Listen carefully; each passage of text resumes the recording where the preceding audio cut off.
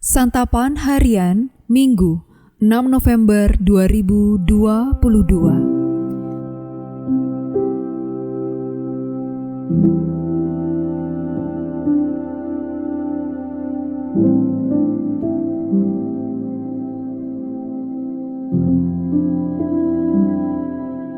Inilah program Santapan Harian, sebuah program yang mengajak Anda menelusuri isi Alkitab, agar Anda menemukan makna firman Tuhan sesuai dengan konteksnya.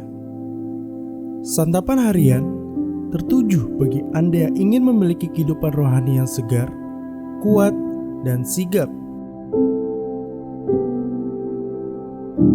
Hari ini kita akan membaca Ulangan pasalnya yang keempat, ayatnya yang ke-30 hingga ayatnya yang ke-40. Namun sebelumnya, mari kita berdoa. Kami membuka hati kami untuk sabda-Mu ya Kristus. Bersabdalah bagi kami. Di dalam terang sabda-Mu, Yesus Kristus, kami memohon. Amin. Ulangan 4 ayat 30 sampai 40. Apabila engkau dalam keadaan terdesak dan segala hal ini menimpa engkau di kemudian hari, maka engkau akan kembali kepada Tuhan Allahmu dan mendengarkan suaranya. Sebab Tuhan Allahmu adalah Allah yang penyayang. Ia tidak akan meninggalkan atau memusnahkan engkau, dan Ia tidak akan melupakan perjanjian yang diikrarkannya dengan sumpah kepada nenek moyangmu. Sebab cobalah tanyakan dari ujung langit ke ujung langit tentang zaman dahulu yang ada sebelum engkau, sejak waktu Allah menciptakan manusia di atas bumi. Apakah ada pernah terjadi sesuatu hal yang demikian besar, atau apakah ada pernah terdengar sesuatu seperti itu? Pernahkah suatu bangsa mendengar suara ilahi yang berbicara dari tengah-tengah api, seperti yang kau dengar dan tetap hidup?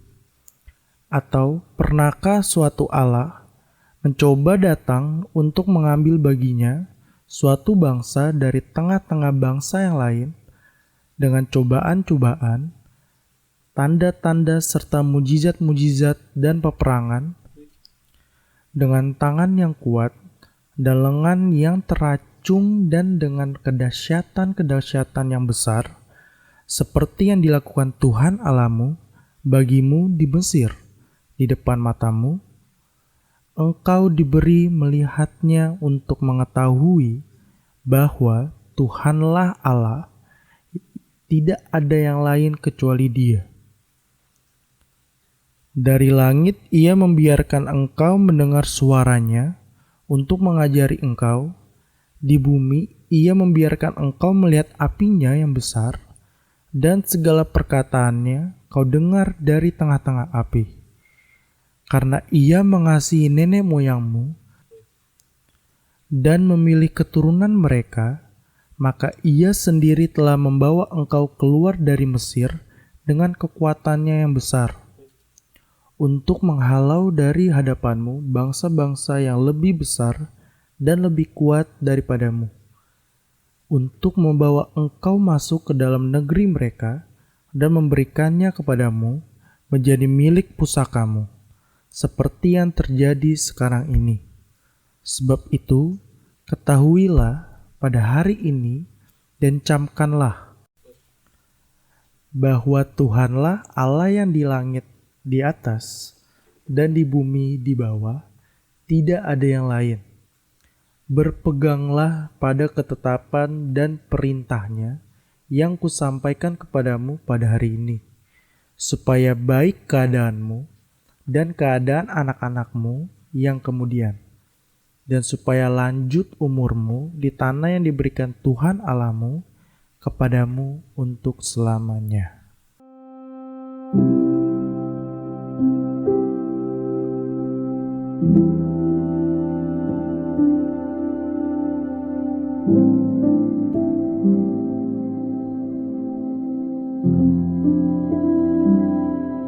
Sahabat Santapan Harian, Alkitab sering memakai konsep yang dikenali umat. Oleh karena dunia kuno percaya kepada banyak Allah, tidak heran jika dalam nas ini Musa membandingkan Allah dengan Allah-Allah lain. Berbeda dengan Allah-Allah lain, Tuhan Allah Israel adalah Allah yang setia dengan perjanjiannya, dan karena itu Ia akan menyertai umatnya kembali jika mereka telah bertobat. Musa menekankan keunikan Tuhan Allah mereka dengan menunjukkan bahwa hanya Allah yang pernah berbicara dari tengah api, yang mengambil Israel menjadi umatnya dengan berbagai mukjizat dan menyelamatkan umat dari Mesir dengan kekuatannya yang besar.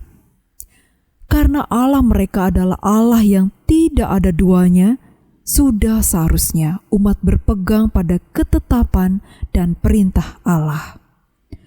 Allah-Allah yang dipercayai dalam dunia kuno digambarkan sebagai Allah yang mudah marah tanpa alasan, yang dapat dimanipulasi, bertindak hanya untuk kepentingannya sendiri dan tidak setia menyertai penyembahnya. Karena itu, Musa menekankan betapa uniknya Tuhan Allah mereka, yang selain setia kepada perjanjian dengan umat yang dipilihnya, juga telah banyak melakukan mukjizat dalam menyelamatkan umatnya. Tujuan Musa menyatakan bahwa Tuhan mereka adalah Allah yang tidak ada duanya adalah supaya umat mengenali dan menghargai Tuhan, maka mau berpegang pada perintahnya, dan supaya mereka dapat hidup dengan baik. Kita tentu saja tahu bahwa hanya ada satu Allah, dan karenanya kita tidak perlu membandingkan Allah dengan yang lain. Tetapi apa yang Musa tekankan perlu kita perhatikan. Ia adalah Allah yang setia dengan pilihan dan perjanjiannya, yang akan kembali mengampuni dan menyertai kita jika kita bertobat dari kesalahan kita. Ia juga adalah Allah yang dengan mukjizat pemeliharaannya terus melindungi, menyertai, dan menuntun kita. Perlu kita sadari betapa beruntungnya kita memiliki Allah yang seperti itu. Mari kita lebih berkomitmen untuk setia melakukan kehendak-Nya. Mari kita berdoa. Ya Tuhan, Gembala kami yang baik, dengan pergumulan yang kami hadapi, acap kali membuat kami mudah goyah dan tidak berdaya seperti seekor domba.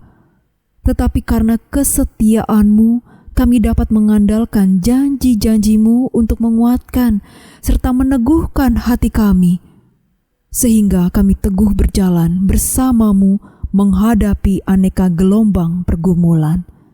Terima kasih untuk kesetiaan-Mu, ya Allah. Di dalam nama Putra-Mu yang kudus, Tuhan Yesus Kristus, kami berdoa. Amin.